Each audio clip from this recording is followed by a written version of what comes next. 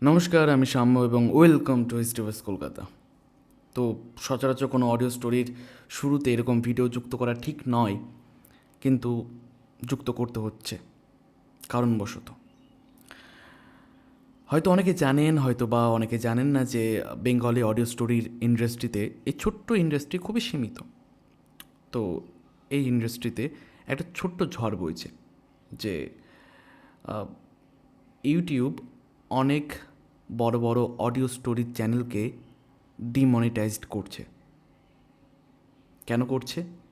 তারা বলছে যে, অর্থাৎ ইউটিউবের এআই বলছে যে আমরা যে অডিও স্টোরিটা করি, যে ভয়েস ওভারটা দিই, সেটা এআইতে বানানো। ফ্যান বন্ধ করে এই গরমের মধ্যে আমরা এআইতে ভয়েস ওভার করছি, এবং এই জন্য চ্যানেলগুলো ডিমনিটাইজড হচ্ছে কোনো কারণ ছাড়া। অনেক চ্যানেল এইরকম শিকার হয়েছে, এবং এই জন্যই আমি নিজে এরকম পরিস্থিতির শিকার এখনও অবধি হইনি, কিন্তু আমার যতগুলো বন্ধু বান্ধবীরা রয়েছে, যাদের ইউটিউব চ্যানেল রয়েছে, যারা ভয়েস ওভার করে, যারা এডিট করে বা সাউন্ড ডিজাইন করে, তারা অনেক ভয় রয়েছে। ইনফ্যাক্ট আমি ভয় রয়েছি, কারণ অনেকের চ্যানেল ডিমনিটাইজড হয়েছে, বহু চ্যানেল। তো আমার চ্যানেল আপাতত কিছুই হয়নি, জানি না কখন হয়ে যাবে। সবাই ভয়ে রয়েছে।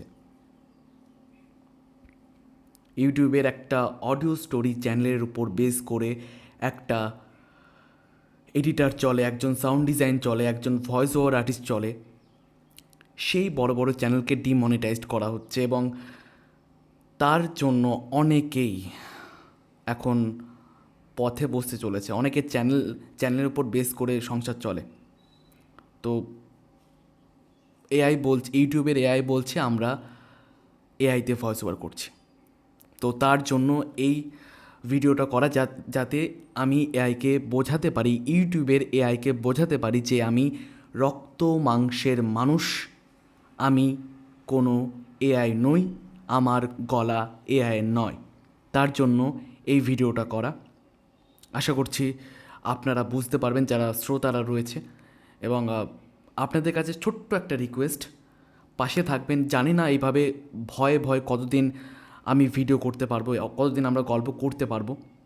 অনেক চ্যানেল ভয়ে রয়েছে, যাদের চ্যানেল ডিমনিটাইজড হয়েছে তারা তো ভয় রয়েছেই, আমরা নিজেরাও ভয় রয়েছি। কারণ আমাদের কখন চ্যানেল ডিমনিটাইজড হয়ে যায় আমরা জানি না। কোনো ভ্যালিড কারণ ছাড়া প্রত্যেকের চ্যানেল ডিমনিটাইজড করা হচ্ছে। আমরা ফ্যান বন্ধ করে একটা গরমের মধ্যে রেকর্ড করছি, সেটাও ইউটিউবের এআইয়ের মনে হচ্ছে যে আমরা এআইতে ভয়েস ওভার করাচ্ছি। সো এই জন্য আমাদের এই ভিডিওটা করা।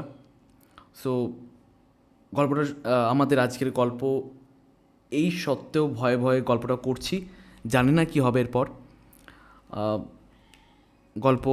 আজকের গল্প ব্র্যাম স্টোকারের সুইসাইড।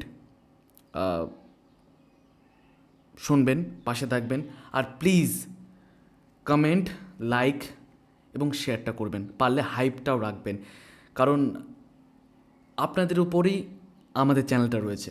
আপনারা যদি না শোনেন আমাদের চ্যানেল চলবে না, বা আমাদের গল্প কেউ শুনবেন, যদি কেউ না শোনে আমাদের কিছুই হবে না।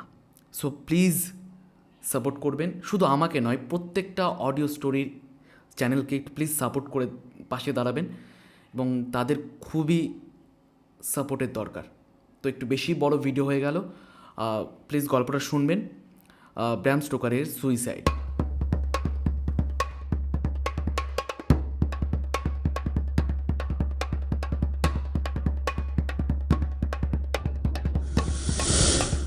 এই অডিও স্টোরিটি ব্রাম স্টোকারের একটি সাহিত্যকর্ম অবলম্বনে তৈরি, যা শুধুমাত্র গল্প বলার এবং বিনোদনের উদ্দেশ্যে উপস্থাপিত।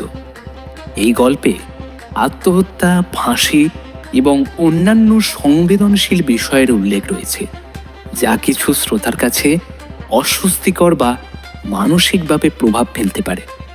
তাই শ্রোতাদের জন্য সতর্কতা অবলম্বন করার অনুরোধ করা হচ্ছে। হিস্ট্রিভার্স কলকাতা কোনোভাবেই আত্মহত্যা বা আত্মক্ষতির প্রচার, সমর্থন বা মহিমান্বিত করে না। আপনি বা আপনার পরিচিত কেউ যদি এমন চিন্তাভাবনার মধ্যে দিয়ে যান, তাহলে অনুগ্রহ করে কোনো বিশ্বস্ত ব্যক্তি বা পেশাদার সহায়তা গ্রহণ করুন। আপনার মানসিক সুস্থতা অত্যন্ত গুরুত্বপূর্ণ।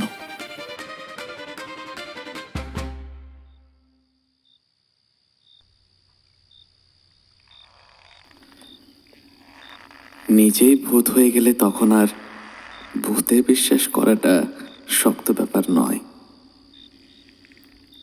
এক হঠকারী মুহূর্তে আমি ফাঁসিতে ঝুলেছিলাম, আর কাজটা ভালোভাবে শুরু করার আগে মনস্তাপও হয়েছিল। চেয়ারটাকে ঠেলে সরিয়ে দেওয়া মাত্রই আবার সেটাকে পায়ের নিচে ফেরত পেতে চাইলাম, কিন্তু মাধ্যাকর্ষণ শক্তি ততক্ষণে কাজ শুরু করে দিয়েছে।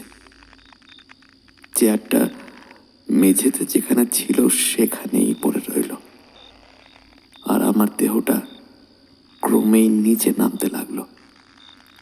গলার রশিটা ক্রমেই এঁটে বসতে লাগলো। গলার মাঝখানটা ভীষণ ব্যথা করতে লাগলো, কিন্তু আমার গাল দুটো এমনভাবে ফুলে উঠল যে সেটাই তাজ্জব ব্যাপার বলে মনে হলো। গালের দুটো উঁচু ঢিবির উপর দিয়ে ভালো করে তাকাতেও পারছি না, যদিও তখন আমি প্রাণপণে দরজার দিকে তাকাতে চাইছিলাম, যদি তখনও কেউ এসে আমাকে উদ্ধার করে। এই আশায় আমি দরজার দিকে তাকাচ্ছিলাম, কিন্তু আমি ভালো করেই জানি যে বাড়িতে আর কেউ নেই, আর থাকলেও দরজাটা তো ভেতর থেকে ভালো করেই বন্ধ করে দিয়ে এসেছি। পা দুটো ছোড়ার ফলে আমি অনবরত ঘুরছি, ফলে কখনো দরজার দিকে কখনো জানলাটার দিকে মুখ ঘুরে যাচ্ছে। কাপা হাতে রশি ধরে যতই টানাটানি করছি, ততই যেন সেটা আরো শক্ত হয়ে মাংসের মধ্যে বসে যাচ্ছে।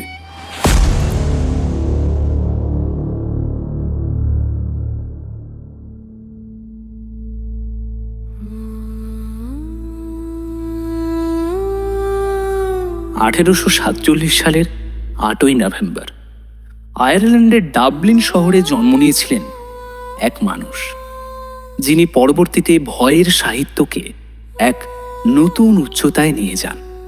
তার নাম ব্রেম স্টোকার। আর 1912 সালের 20শে এপ্রিল তিনি চিরনিদ্রায় শায়িত হলেন, কিন্তু রেখে গেছেন এমন কিছু সৃষ্টি যা আজও আমাদের মনে আতঙ্ক আর রহস্যের ছায়া ফেলে। তিনি ছিলেন মূলত গথিক হরর সাহিত্যের একজন অগ্রদূত। তার লেখায় ছিল অন্ধকার, অতিপ্রাকৃত শক্তি আর মানুষের মনের গভীরে লুকিয়ে থাকা ভয়। তার সবচেয়ে বিখ্যাত সৃষ্টি ড্রাকুলা, একটি উপন্যাস যা শুধু এক ভ্যাম্পায়ারের গল্প নয়, বরং এক অমর আতঙ্কের প্রতীক। এছাড়াও তিনি লিখেছেন the jewel of 7 stars, the lair of white worm, যেগুলোতেও রহস্য আর ভয়ের এক অনন্য মিশ্রণ দেখা যায়।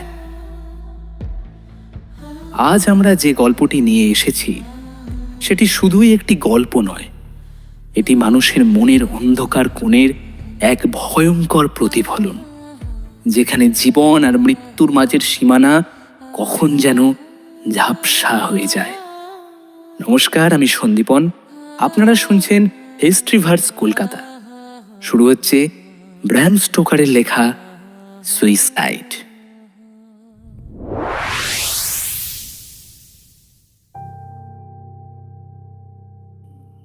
আমার নামটি হলো আমার নামটি ছিল এডওয়ার্ড থর্নবার্ন। 1838 to 1877, 40তম জন্মদিনের ঠিক 1 মাস আগে আমি সুইসাইড করি। আমি জানি সেজন্য দায়ী আমার পুরুষত্বহীনতা। আমি যদি সন্তানের পিতা হতে পারতাম তাহলে আমাদের বিবাহ বন্ধন শক্ত থাকতো। তাহলে এমিলি আর আমার প্রতি বিশ্বাসঘাতিনী হতো না, আর আমিও ক্ষণিকের দুর্বলতায় নিজের জীবনটা নষ্ট করতাম না। ঘটনাস্থল কানেকটিকাটের বার্নস্টেবলে, আমাদের বাড়ির গেস্ট রুম। সময় সন্ধ্যা 7টার ঠিক পরে। বছরের এই সময়টাতে গাঢ় গোধূলি নেমে আসে। আমি অফিস থেকে ফিরেছি 6টার একটু আগে। আমি বাড়ির দালালি করি, ভদ্র ভাষায় আমি ব্রোকার। কাজটা কানেকটিকাট শহরে বেশ লাভজনক, যদিও ইদানিং আমার আয় উপার্জন বেশ কমে এসেছিল। বাড়ি ফিরে দেখি রান্নাঘরের টেবিলে একখানা চিঠি পড়ে রয়েছে। চিঠিটা খুলে দেখলাম লেখা আছে, গ্রেগের সঙ্গে একটুখানি প্রাচীন ধ্বংসস্তূপ দেখতে যাচ্ছি। তোমাকে রাতের খাবারটা নিজেকেই ম্যানেজ করে নিতে হবে। Sorry, love you, Emily. এই গ্রেগ লোকটা এমিলির প্রেমিক। নিউ ইয়র্ক যাওয়ার বড় রাস্তার উপর তার একটা পোড়া বস্তুর দোকান আছে। অল্প মাইনের সহকারী হিসাবে এমিলি দিনের বেশিরভাগ সময় সেখানেই কাটায়। মধ্য সপ্তাহে দীর্ঘ দুপুরগুলোতে যখন দোকানে কোনো ভ্রমণকারী থাকে না, তখন তারা দুজন একত্রে দোকানের পেছনে গিয়ে কি করে তাও আমি জানি। 3 বছরের অধিক কাল ধরে ব্যাপারটা আমার জানা থাকলেও তা নিয়ে যে কি করব ঠিক বুঝে উঠতে পারিনি। আসলে ব্যাপার হলো, দোষটা তো আমারই, তাই পাছে কুৎসিত ব্যাপারটা প্রকাশ হয়ে পড়ে সেই ভয়ে আমি কিছু বলতেও পারিনি। তাই মনে মনে অসন্তুষ্ট হলেও আমি নিশ্চুপই ছিলাম। অসন্তোষ, দুঃখ, প্রতিবাদ সবই মনের মধ্যেই চেপে রেখেছিলাম। আগেও সুইসাইড করার চেষ্টা করেছি। প্রথমে মোটর গাড়ি নিয়ে প্রচণ্ড বেগে ছুটে আসা কোনো ট্রাকের দিকে এগিয়ে গিয়েছি, কিন্তু চারিদিকে হর্নের শব্দে শেষ মুহূর্তে নিজের গাড়িটাকে ঘুরিয়ে নিয়েছি। কখনো বা পাহাড়ের ওপর থেকে কানেকটিকাট নদীতে ঝাঁপিয়ে পড়তে গেছি। একেবারে শেষ প্রান্তে পৌঁছে ব্রেক টেনেছি। শেষ পর্যন্ত এ অঞ্চলে একটা লেভেল ক্রসিংয়ে গাড়িটাকে আড়াআড়িভাবে দাঁড় করিয়ে রেখেছি, কিন্তু 20 মিনিটের মধ্যেও ট্রেন না আসায় মনের বেপরোয়া ভাব কেটে গেছে, আর আমিও গাড়ি নিয়ে ফিরে এসেছি। আবার কোনোদিন কবজি কেটে ফেলতে চেষ্টা করেছি, কিন্তু কোনো ধারালো যন্ত্র নিজের শরীরে ঢোকাতে পারেনি। অসম্ভব মনে হয়েছিল। পরের কোনো সুযোগের জন্য শুধু অপেক্ষা করে গেছি। শেষ পর্যন্ত রশির সাহায্যই নিলাম, আর তাতেই সফল হলাম। পা দুটো হাওয়ায় ছুটতে লাগলাম, আঙুল দিয়ে নিজের গলা চেপে ধরলাম, চোখ দুটো ঠেলে বেরিয়ে এলো, জিভ শুকিয়ে গেল, গোটা দেহ লাটিমের মতো ঘুরতে লাগলো, তীব্র তীক্ষ্ণ অসহ্য যন্ত্রণা। ক্রমে পা দুটো দুর্বল হয়ে এলো, হাত দুটো ঝুলে পড়ল, আঙুলগুলো বৃথায় ট্রাউজারে পা আঁকড়ে ধরতে চেষ্টা করলো। ফাঁসির দড়ি থেকে মাথাটা কাঁধ হয়ে ঝুলতে লাগলো। দেখতে পেলাম আমার বিস্ফারিত চোখ দুটি দ্যুতিহীন সাদা হয়ে উঠেছে। চোখের কোণে 1 ফোঁটা জল নেই, পাথরের মতো শুকনো। তবু নিজের চোখ দুটোকে দেখতে পাচ্ছি। আর ভালো করে তাকিয়ে গোটা শরীরকেই দেখতে পেলাম। ঝুলছে, ঘুরছে, কিন্তু এখন আর তাতে কোনো খিঁচুনি নেই। সভয়ে বুঝতে পারলাম আমি মারা গেছি। আমি মারা গেছি, তবু আছি। গলায় এখনো ফাঁসির ব্যথা, মাথার মধ্যে কেমন একটা ঠেলে ওঠা চাপ। আমি আছি, কিন্তু সে মাটির শরীরে নেই। নেই সেই ঝুলন্ত মাংসপিণ্ডের মধ্যে। অদৃশ্য আলোর মতো ছড়িয়ে আছি সারা ঘরে। এবার এবার কি হবে? ভয়, বিস্ময় ও ব্যথা একসঙ্গে আমাকে ভর করল। ঝুলন্ত কুয়াশার মতো পরবর্তী ঘটনার জন্য অপেক্ষা করতে লাগলাম, কিন্তু কিন্তু কিছুই ঘটল না। আমি অপেক্ষা করেই যাচ্ছি। শরীরটা একেবারে স্থির হয়ে গেছে। দেওয়ালের দুটো ছায়া এতটুকু নড়ছে না। বিছানার পাশের বাতিগুলো জ্বলছে, দরজা বন্ধ, জানলার পর্দা নামানো। কিছুই ঘটল না। এবার চিৎকার করে প্রশ্ন করতে চাইলাম, কিন্তু পারলাম না। গলাটা ব্যথা করে উঠল, কিন্তু আমার তো তখন কোনো গলা ছিল না। মুখটা যেন চলে গেল, কিন্তু আমার তো মুখও নেই।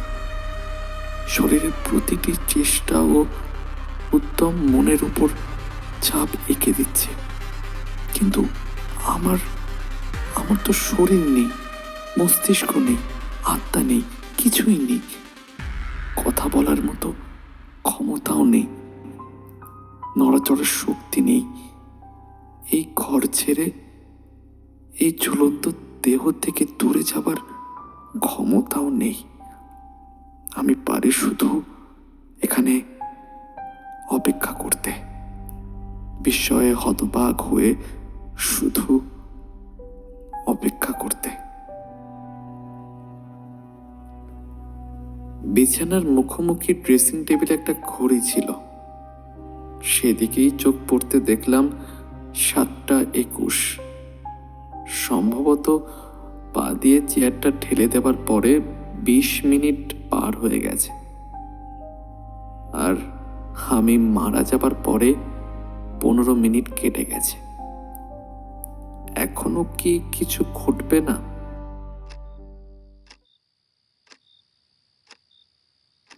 ঘড়িতে যখন 9:11 তখন বাড়ির পেছনে এমিলির গাড়ির শব্দ শুনতে পেলাম।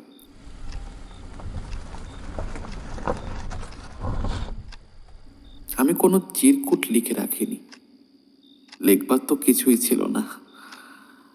আমার মৃতদেহটা তো সব কিছুই বলবে, কিন্তু এমলি যখন আমাকে দেখবে তখনও আমি যে এখানেই থাকবো এটা এটা আমি ভাবতে পারিনি। এখন অনুশোচনা হলেও আমি যা করেছি ঠিক করেছি, বেশ করেছি।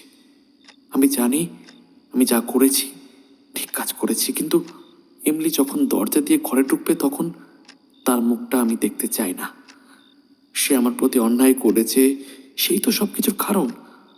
সেও আমার মতোই সেই কথাটা বুঝুক, কিন্তু তার মুখ আমি দেখতে চাই না। আমি চাই না দেখতে। ব্যথাটা আবার বাড়ল, যা ছিল আমার গলায়, আমার মাথায়। অনেক দূরে একতলায় দরজা বন্ধ করার শব্দ হলো। বাতাসের মতো ঘরের মধ্যে আমি কেঁপে উঠলাম, কিন্তু ঘর ছেড়ে গেলাম না, যেতে পারলাম না। Ed, I'm home. Ed, can you hear me? আমি জানি এমিলি তুমি আমাকে ডাকছো, কিন্তু এখন আমাকে চলে যেতে হবে এখান থেকে। আমি এখানে থাকতে পারি না। ভগবান, ভগবান কি আছো? এই ভ্রাম্যমান উপস্থিতি কি আমার আত্মা? এর চাইতে নরকও ভালো। আমাকে নরকে নিয়ে যাও, যেখানে খুশি নিয়ে যাও, শুধু এখানে ফেলে যেও না। Ed? Ed? কোথায় তুমি? Ed? ডাকতে ডাকতে এমিলি উপরের দিকে উঠে এলো। গেস্ট রুমের বন্ধ দরজার পাশ দিয়ে Ed? চলে গেল। আমাদের শোবার ঘরে ঢুকলো, আমার নাম ধরে ডাকলো। Ed? Ed? কণ্ঠস্বরে যেন একটা ভয়ের আভাস। সে আবার চলে গেল, হল পেরিয়ে নিচে নেমে এলো। সব চুপচাপ। সে কি করছে? হয়তো আমার কোনো চিরকুট, কোনো সংবাদের খোঁজ করছে। এমলি জানলা দিয়ে তাকালো। আমার গাড়িটা দেখে বুঝলো আমি বাড়িতেই আছি। এ ঘর থেকে ও ঘরে গেল। বাড়িটা খুব পুরনো, প্রায় 200 বছর আগের। সেকেন্ড ওয়ার্ল্ড ওয়ারের সময় আগেকার মালিক কিছু অদল বদল করেছিলেন। আমি কিনেছি 12 বছর আগে। সেকালে আসবাবপত্র ও পুরাবস্তু দিয়ে বাড়িটাকে সাজিয়েছে এমলি ও গ্রেগ। নড়বড়ে আসবাব, আগেকার যুগের জিনিসপত্র, পাইন কাঠের হলদে পুরনো টেবিল। বাড়িটা অবশ্য কিনেছিলাম আমি, কিন্তু কোনোদিন এটাকে ভালোবাসতে পারিনি। কিনেছি এমিলির জন্য, তার জন্যই সব করেছি, কারণ আমি জানি এমিলি যা চাই সে জিনিসটা কোনোদিন তাকে দিতে পারবো না। দিতে পারবো না একটি সন্তান। অবশ্য এই বিষয় নিয়ে এমিলি কখনো গোলমাল করেনি। এমিলি খুব ভালো মেয়ে, কখনো তাকে আমি দোষ দিইনি, নিজের পরিবর্তে তাকে কখনো দোষী করিনি। বিয়ের প্রথম দিকে সে সাগ্রহে দু একবার কথাটা তুলেছে, কিন্তু আমার প্রতিক্রিয়া লক্ষ্য করে দীর্ঘকাল আর কিছু বলেনি। কিন্তু আমি তো জানতে পেরেছি যে কড়িকাঠ থেকে আমি ঝুলেছি সেটা পুরনো বাড়িরই একটা অংশ। 11 বর্গ ইঞ্চি হাতে চেরা একখণ্ড পুরনো কাঠ। কড়িকাঠটা বেশ শক্ত। আমি চিরকাল ঝুলে থাকলেও ওটার কিছু হবে না। সকলের চোখে পড়বার পরে তারা যখন আমাকে নাবিয়ে নেবে, তখনও ওটা আমার ভার সইতে পারবে। ঘড়িতে 9:23। এমিলি আবার উপরে উঠে এসেছে। কাঠের সিঁড়িতে তার পায়ের শব্দ দ্রুততর হলো। Ed, Ed, Ed. দরজার হাতলটা ঘোরালো। দরজা তালা বন্ধ, চাবিটা ভেতরে। দরজাটা ভাঙতে হবে, সেজন্য অন্য কাউকে ডাকতে হবে। এমিলি একা পারবে না। এড, তুমি কি ভেতরে আছো? এড, এমলি দরজায় ধাক্কা দিল। হাতলটা খটখট করলো। বার কয়েক আমার নাম ধরে ডাকলো। Ed, are you there? Ed. তারপর হঠাৎই নিচে নেমে গেল। তার অস্পষ্ট কণ্ঠস্বর শুনতে পেলাম। টেলিফোনে কাকে যেন ডাকছে। তুমি এখনই বাড়িতে এসো। এড কোনো সাড়া দিচ্ছে না। আরে দরজাটা বন্ধ। মনে হলো গ্রেগকে। আমার গলার ব্যথাটা আবার বেড়ে উঠল। মন বলল এবার শেষ হোক। আমি চাই আমাকে বাইরে নিয়ে যাওয়া হোক। জীবন্ত আত্মা ও মৃতদেহটাকে বাইরে নিয়ে যাওয়া হোক। সব কিছুর অবসান ঘটুক।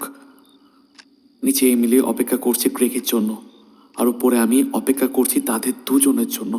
হয়তো সে বুঝতে পেরেছে এসে কি দেখতে পাবে, তাই নিচে অপেক্ষা করছে। ঘড়িতে যখন 9:44, তখন বাড়ির পাশের পাথরের নুড়ির উপর গাড়ির চাকার শব্দ শুনতে পেলাম।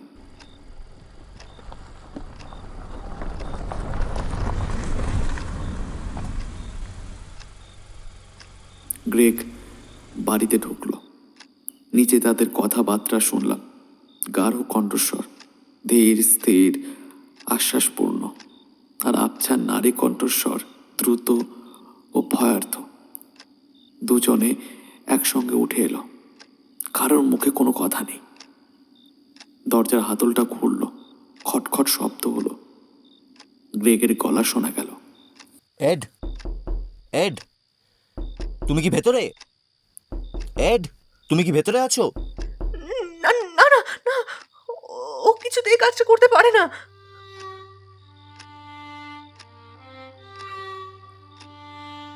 এই কাজ মানেটা কি? তুমি কি বলতে চাইছো বলো তো? ইদানিং ও খুব মন ভরা হয়ে থাকতো। এড, এড, দরজাটা খোলো প্লিজ। এড, ওরকম করে না এমিলি, ব্যাপারটা ব্যাপারটা সহজভাবে নাও, টেক ইট ইজি, সব ঠিক হয়ে যাবে। তোমাকে ডাকাই আমার উচিত হয়নি। দোহাই তোমার, দরজাটা খোলো তুমি। কেন আমাকে ডাকা ঠিক হয়নি কেন? এড, এড দয়া করে বেরিয়ে এসো। এইভাবে আমাকে ভয় পাইও না এড। কেন আমাকে ডাকা তোমার ঠিক হয়নি, তুমি এটাই বলতে চাইছো তো এমিলি? এড এত বোকা নয় গ্রেগ, ও ও সবটা। আবার নীরবতা। ওরা ভাবছে আমি ভেতরে এখনো বেঁচে আছি। ওরা চায় না আমি শুনে ফেলি। এমিলি বলছে, সবটা জানে গ্রেগ, আমাদের কথা ও সবটা জানে। এটা কি রকমই আর কি হচ্ছে? এড, এড বেরিয়ে এসো। আরে খোলাখুলি সব কথা হোক, আমাদের ঢুকতেই হবে। অন্য কোনো চাবি আছে কি? আরে তোমার কাছে অন্য কোনো চাবি আছে? আমার মনে হয় এ বাড়ির সবগুলো তালাই এক। এক মিনিট, এক মিনিট দাঁড়াও। কান পেতে অপেক্ষা করতে লাগলাম। বুঝলাম এমিলি আর একটা চাবি আনতে গেছে, এখনই তারা ফিরে আসবে। এমিলি ঘরে ঢুকবে ভেবে আমি এতটা ভয় পেয়ে গেলাম যে বিকৃত আয়নায় প্রতিবিম্বের মতো ঘরের মধ্যেই আমি যেন ঝিকমিক করে উঠলাম। ও গড, আমি যদি কোনো রকমে দেখতে পারাটা বন্ধ করতে পারতাম। যখন বেঁচেছিলাম তখন আমার চোখ ছিল এবং চোখের পাতাও ছিল, যা অসহ্য মনে হতো তাকে দৃষ্টির আড়ালে রাখতে পারতাম। কিন্তু এখন তো আমি একটা উপস্থিতি মাত্র, আমার চেতনাকে তো আমি এখন থামিয়ে রাখতে পারি না।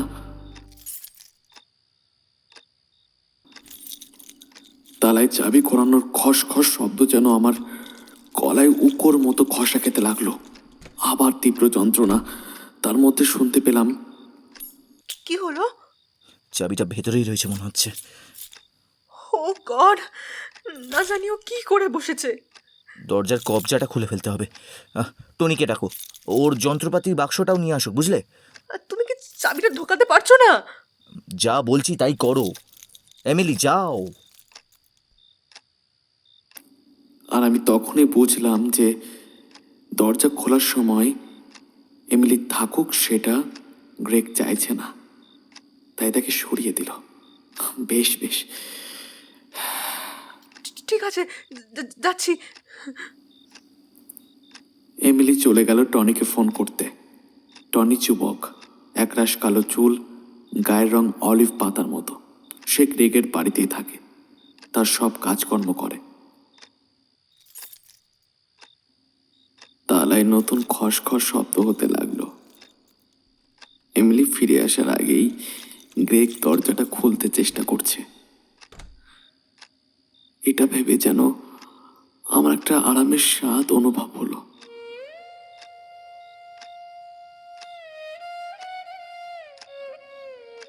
এমিলি এমিলি আমাকে দেখতে পাবে না। আমার এখন গ্রেগকেও ভালো লাগছে। সে তো নেহাত মন্দ লোক নয়। আমার স্ত্রীর ব্যাপারে একটা চান্স নিলেও সে আসলে খারাপ লোক নয়। সে কি এখন এমিলিকে বিয়ে করবে? তারা তো এই বাড়িতে বাস করতে পারবে।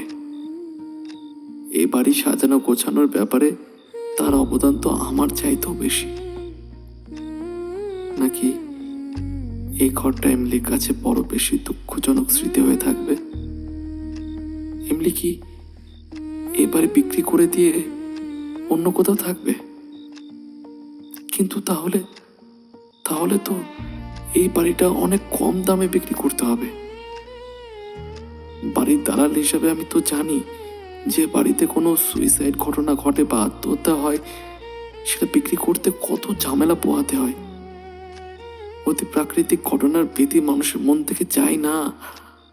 অনেকে হয়তো বিশ্বাস করবে এটা ভূতের পাওয়া বাড়ি। আর ঠিক তখনই বুঝতে পারলাম এই ঘরটা তো ভূতে পাওয়া। এখানে তো আমি রয়েছি,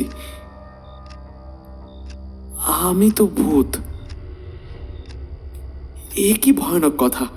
আমি এখানে ভেসে বেড়াচ্ছি, হাড় নেই, মাংস নেই, একটা বেদনাহীন উপস্থিতি মাত্র। ঠিক যেন এক কোষে একটা ছত্রাক। কত লোক যাবে আসবে, আর আমি সারা জীবন দিন ও রাত্রি একাকী দুঃখিত মনে আমি তাদের নীরব দর্শক মাত্র হয়ে থাকব। না, এমিলি বাড়িটা বিক্রি করেই দেবে। তাকে বিক্রি করতেই হবে, আর সেইটাই হবে আমার যোগ্য শাস্তি, আত্মহত্যার যোগ্য শাস্তি। যে মানুষ নিজের জীবনকে হনন করতে পারে তার নিশ্চিত নির্জন নরকবাস। সবগুলো ইন্দ্রিয় সজাগ থাকবে, অথচ তার বেশি কিছুই থাকবে না। মাধ্যাকর্ষণের চাইতেও শক্তিমান কোনো শক্তি আমাকে বেঁধে রাখবে আমার এই আত্মহননের ঘটনাস্থলে। তালার চাবির একটা আকস্মিক শব্দে চমকে সেদিকে তাকাতেই দেখি একটা জীবন্ত প্রাণীর মতো একে বেঁকে চাবিটা যেন লাফ দিয়ে নিচে নামতে গিয়ে চনাৎ শব্দে মেঝেতে ছিটকে পড়ল। এক মুহূর্ত পরেই দরজাটা খুলে গেল। গ্রেগ আমার রক্তিম মুখের দিকে হা করে তাকিয়ে রইল, আর পরক্ষণে বিস্ময় আর আতঙ্কে নাকি ঘৃণায় পিছিয়ে গিয়ে দরজাটাকে সশব্দে বন্ধ করে দিল। তালার মধ্যে চাবিটা আর একবার ঘোরালো। শুনতে পেলাম দ্রুত পায়ে সে নিচে নেমে গেল। এমিলি সিঁড়ি বেয়ে দৌড়ে আসছে। হোঁচট খেয়ে পড়ছে, তবু আবার দৌড়চ্ছে। চিৎকার করে আমার নাম ধরে ডাকছে। আমি ঘরের এক কোণে কুঁকড়ে দাঁড়িয়ে রইলাম। দরজার ওপার থেকে ঘুষির শব্দ শুনতে পেলাম। সে ঢুকতে পারছে না। ও গড, ওকে ঢুকতে দিও না। ও যা খুশি করুক, আমার তাদের যায় আসে না। শুধু যেন আমাকে ও দেখতে না পায়। না, এটা হতে পারে না, এটা হতে পারে না। এড, তুমি এটা কেন করলে?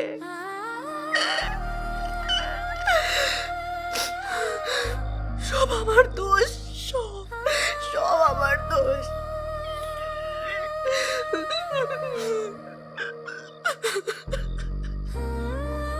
সব আমার দোষ। আমি যদি এমনটা না করতাম এসব কিচ্ছু হতো না।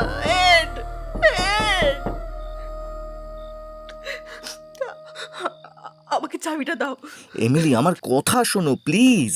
গ্রেগ, গিভ মি দ্য কি।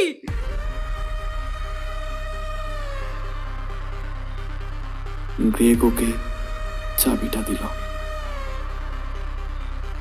এমিলি তালা খুলে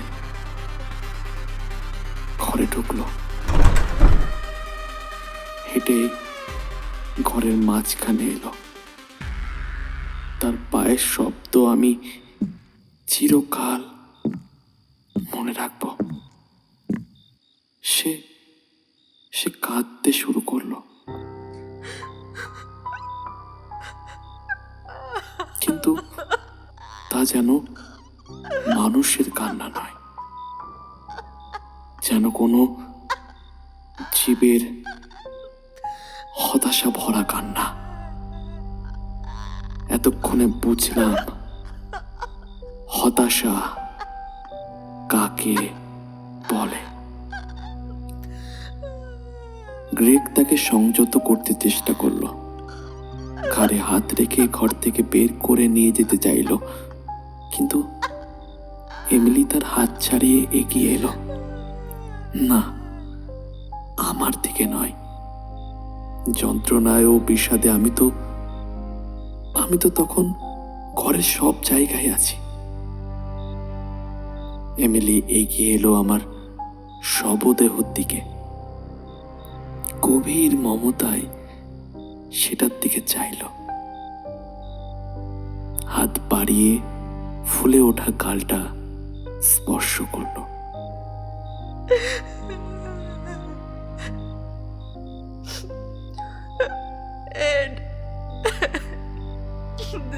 not done it. This is not fair. This is not fair. No.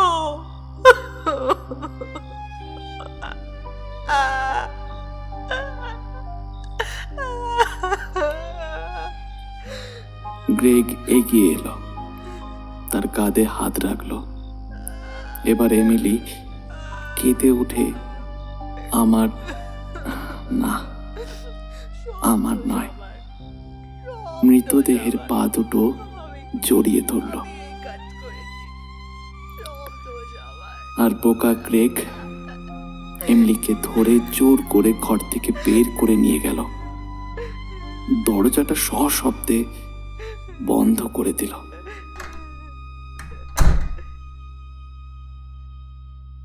মৃতদেহটা কিছুক্ষণ দুলতে দুলতে এক সময় আবার স্থির হয়ে গেল। সে বড় শোচনীয় অবস্থা, এর চাইতে খারাপ আর কিছুই হতে পারে না। দীর্ঘদিন দীর্ঘ রাত এখানে এভাবে কাটাতে হবে, কিন্তু এর চাইতেও শোচনীয় পরিস্থিতি তো আছে। এমিলি বেঁচে থাকবে, বাড়িটা বেচে দেবে, ধীরে ধীরে ভুলে যাবে। অবশ্য আমিও তো একসময় ভুলেই যাব। সে আবার গ্রেগকে বিয়ে করবে। তার তো মোটে 36 বছর বয়স, সে এখনো মা হতে পারবে। বাকি রাত বাড়ির অন্য ঘরে বসে তার বিলাপ শুনতে পেলাম। শেষ পর্যন্ত পুলিশ এলো। মর্গ থেকে এলো সাদা কোট পরা 2 লোক। আমাকে নামিয়ে নিতে তারা ঘরে ঢুকলো। একটা ভাঙা খেলনার মতো লাশটাকে পুটলির মতো জড়িয়ে স্ট্রেচারে করে বয়ে নিয়ে গেল। ভেবেছিলাম আমাকে মৃতদেহের সঙ্গেই থাকতে হবে। ভয় পেয়েছিলাম আমাকেও হয়তো ওটার সঙ্গে কবর দিয়ে দেবে। একটা বাক্সের কালো অন্ধকারের মধ্যে অনন্তকাল কাটাতে হবে। কিন্তু মৃতদেহটা ঘর থেকে চলে গেল, আর আমি থেকেই গেলাম। ডাক্তার ডাকা হলো। লাশ সরিয়ে নেবার পরে দরজাটা খোলাই ছিল। নিচে কথাবার্তা স্পষ্ট শুনতে পেলাম। ডাক্তার এমিলিকে ঘুমের ওষুধ দিতে চেষ্টা করছে, কিন্তু তার বিলাপ কিছুতেই থামছে না। বরাবরই বলছে, সব দোষ আমার, সব দোষ আমার। আমি এই কাজ করেছি, সব দোষ আমার। হ্যাঁ, এই প্রতিক্রিয়াই আমি চেয়েছিলাম, আশা করেছিলাম। জীবনের শেষ মুহূর্তে যা কিছু কামনা করেছিলাম সবই পেয়ে গেলাম। তবু এ যে ভয়াবহ। আমি তো মরতে চাইনি এমিলিকে এত কষ্ট দিতে। আর সবচেয়ে বড় কথা, এখানে থেকে এসব শুনতে আমি চাই না, দেখতে আমি চাই না। তবু কেন আমায় দেখতে হচ্ছে? শেষ পর্যন্ত এমিলি চুপ করল। গ্রেগকে সঙ্গে করে পুলিশ ঘরে ঢুকল। গ্রেগ ঘটনার একটা বিবরণ দিল। আপনি কি ওর ঘনিষ্ঠ বন্ধু? বলতে পারেন। ও স্ত্রীর সঙ্গেই আমার ঘনিষ্ঠতাটা একটু বেশি। সে আমার দোকানে কাজ করে।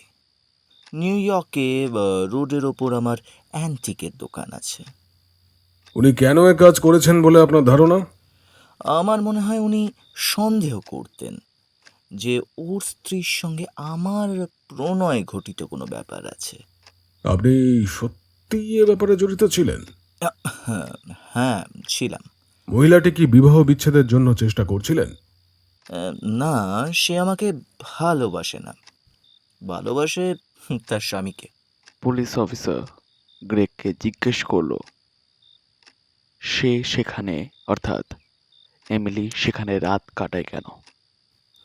যেখানে সেখানে তো রাত কাটায় না, মাঝে মাঝে, তাও ঘন ঘন নয়, আমার সঙ্গে রাত কাটায়।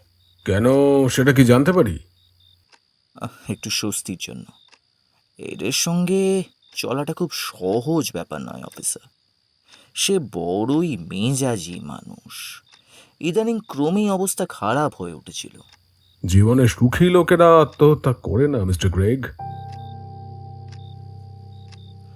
ঠিক কথা। এড প্রায়ই মনমরা হয়ে থাকতো, মাঝে মাঝেই চাপা ক্রোধ কষ্টও পেত। ফলে তার ব্যবসা খারাপ হচ্ছিল, খদ্দেররাও বিগড়ে যাচ্ছিল। এমিলির জীবনও বড্ড শোচনীয় হয়ে উঠেছিল। কিন্তু তবু সে এডকে ছাড়তে রাজি ছিল না। সে স্বামীকে ভালোবাসে। জানি না এখন যে সে কি করবে, কিচ্ছু বলতে পারছি না। আপনারা দুজনে বিয়ে করতে পারেন না? আরে না না না না না। আচ্ছা, আপনি কি ভাবছেন আমাদের বিয়ে করতে সুবিধা হবে বলেই আমরা ওকে খুন করে আত্মহত্যা বলে চালানোর চেষ্টা করছি? What do you mean officer? ওটাই না, কিন্তু আপনাদের সমস্যাটি কি? আপনি কি বিবাহিত? ঠিক তা নয়, তবে কারণ কিন্তু একটা আছে। তাছাড়া আগেই বলেছি, এমিলি আমাকে ভালোবাসে না, ভালোবাসে তার স্বামীকে। অথচ এমিলিকে আমি ভালোবাসি। তার জন্য আমার দুঃখ হয় এদের সঙ্গে তার জীবনটা খুব সুখে ছিল না অফিসার। কিন্তু আপনাকে তো আগেই বলেছি তার সঙ্গে আমার শারীরিক সম্পর্ক হয়েছে, তাও কালে ভদ্রে। আর তাতেও সে যে খুব খুশি হয়েছে তাও তো বলতে পারি না। ঠিক আছে, বাইরে চলুন। ওরা চলে গেল। দরজাটা খোলাই রইল। রাতে থাকার মতো কেউ আছে কি? মিসেস থর্নবার্নের একলা থাকাটা ঠিক নয়। গ্রেট ব্যারিংটনে ওর আত্মীয় স্বজনরা আছেন। আগেই তাদেরকে আমি টেলিফোন করেছি। ঘণ্টাখানেকের মধ্যেই কেউ না কেউ চলে আসবেন। ততক্ষণ আপনি থাকছেন তো? ডাক্তার বলেছেন হয়তো উনি ঘুমিয়ে থাকবেন। তবু ধরুন যদি... বেশ, তো আমি থাকবো। ওই পর্যন্তই। একটু পরেই নিজে কথাবার্তা থেমে গেল। গাড়ি চলে যাওয়ার শব্দ শুনতে পেলাম। নরনারীর সম্পর্ক কত জটিল, সাধারণ কাজও কত অর্থহীন। কাউকে কোনো দিন বুঝতে পারিনি, নিজেকে তো মোটেই না। পুলিশ চলে যাওয়ার কিছুক্ষণ পরেই গ্রেগ আবার ঘরে ঢুকলো। তাকে খুব অপরাধী লাগছে। চেয়ারটাকে পায়ের ওপর দাঁড় করিয়ে তার উপর উঠে দাঁড়ালো। অনেক কষ্টে বাকি দড়িটা খুলে ফেললো। সেটাকে পকেটে ভরে চেয়ারটাকে ঘরের এক কোণে রেখে মেঝে থেকে চাবিটা কুড়িয়ে নিল। সেটাকে তালার মধ্যে ঢুকিয়ে বিছানার দুটো বাতি নিভিয়ে দিয়ে ঘর থেকে বেরিয়ে গেল। যাওয়ার আগে দরজাটা বন্ধ করে দিয়ে গেল। এবার আমি অন্ধকারে একা। দরজার ফাঁক দিয়ে ঈষৎ আলো ঢুকছে, আর আছে ঘড়ির জলজলে সংখ্যাগুলোর সামান্য আলো। 1 মিনিট কি দীর্ঘ! ওই ঘড়িটাই আমার শত্রু। ওটা টিক টিক করে চলাটাই আমার সহ্য হচ্ছে না। 1 ঘন্টায় 60 বার টিক টিক, ঘন্টার পর ঘন্টা, সারাটা রাত। একটা রাতে সহ্য করতে পারছি না, তাহলে কেমন করে সহ্য করব অনন্তকাল? সারাটা রাত আমাকে ভাবতে হবে, এই যন্ত্রণা সইতে হবে। কিসের জন্য অপেক্ষা করছি, অথবা কখন এই অপেক্ষা শেষ হবে তা না জেনে অপেক্ষা করে থাকতে হবে আমায়। এমিলির বড় বোন ও ভগ্নিপতির আসার আওয়াজ পেলাম। টনি ও গ্রেগ চলে গেল তার অল্পক্ষণ পরেই। গেস্ট রুমের দরজাটা খুলেই আবার বন্ধ হয়ে গেল। কেউ ঘরে ঢুকলো না। একটু পরেই হলের আলো নিভে গেল। এখন ঘড়ির আলোই অন্ধকারের একমাত্র ব্যতিক্রম। এমিলির সঙ্গে আবার কি কখনো দেখা হবে? সে কি আবারও এ ঘরে আসবে? জানি না। একটু একটু করে ভোরের আলো ফুটতে লাগলো। বাইরে সূর্যহীন মেঘলা দিন, খুবই অনুজ্জ্বল। ঘড়ির টিকটিক শব্দের সঙ্গে একটা একঘেয়ে দিন এগিয়ে চলল। কখনো পাছে কেউ ঘরে ঢোকে সেই ভয়, আবার কখনো মনে মনে প্রার্থনা জানাই যে যেমন করে হোক, এমনকি এমিলির উপস্থিতি দ্বারাই যদিও হয়, তবু এই সীমাহীন নির্জনতা শেষ হোক। কিন্তু দিন একইভাবেই চলতে লাগলো। কোনো ঘটনা নেই, কোনো শব্দ নেই। এমিলিকে হয়তো এখনো ঘুম পাড়িয়ে রাখা হয়েছে।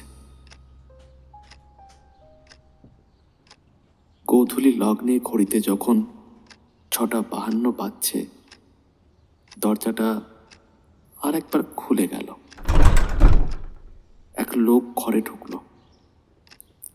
প্রথমে আমি চিনতে পারিনি। রাগী মতো লোকটা দ্রুত পায়ে ঘরে ঢুকলো। ঘরের দুটো বাতি জ্বালিয়ে দিল।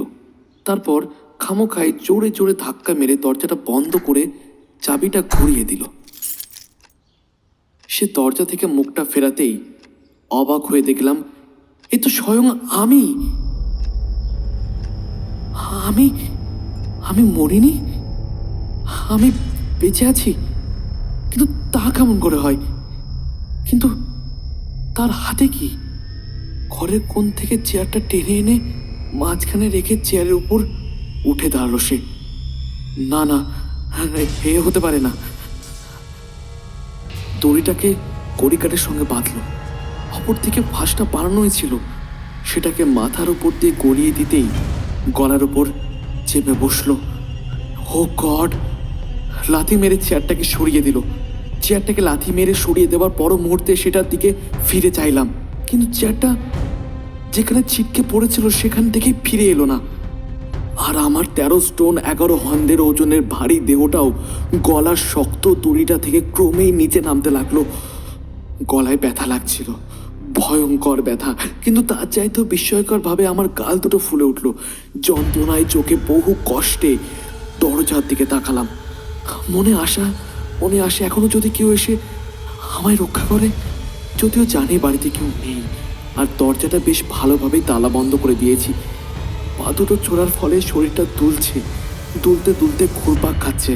ফলে কখনো দরজার দিকে, কখনো জানলার দিকে আমার মুখটা ঘুরে যাচ্ছে। গলায় এঁটে বসে যাওয়া ফাঁসটা ঢিলে করার জন্য কাপা হাতে বৃথায় অনেকবার চেষ্টা করলাম, কোনো ফল হলো না। ক্রমেই দেহটা স্থির হয়ে গেল।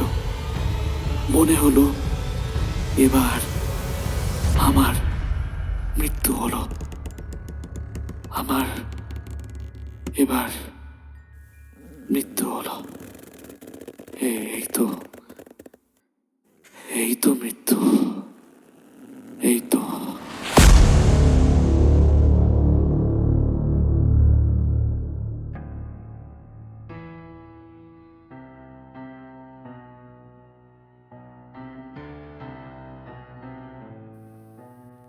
শেষ হলো ব্রাম স্টোকারের লেখা সুইসাইড। বিভিন্ন ভূমিকায় যারা পাঠ করেছেন: এডওয়ার্ড থর্নবার্নের চরিত্রে সাম্য, গ্রেগের চরিত্রে রনিত, এমিলির চরিত্রে মহুয়া, ইন্সপেক্টরের চরিত্রে সাগর নীল এবং সূত্রধার আমি Sandipan. Poster design, sound design এবং সমগ্র পরিচালনায় সাম্য। আপাতত আজকের মতো বিদায় নিচ্ছি আমরা। ভালো থাকবেন, গল্পে থাকবেন, আর শুনতে থাকবেন হিস্ট্রিভার্স কলকাতা। শুভরাত্রি।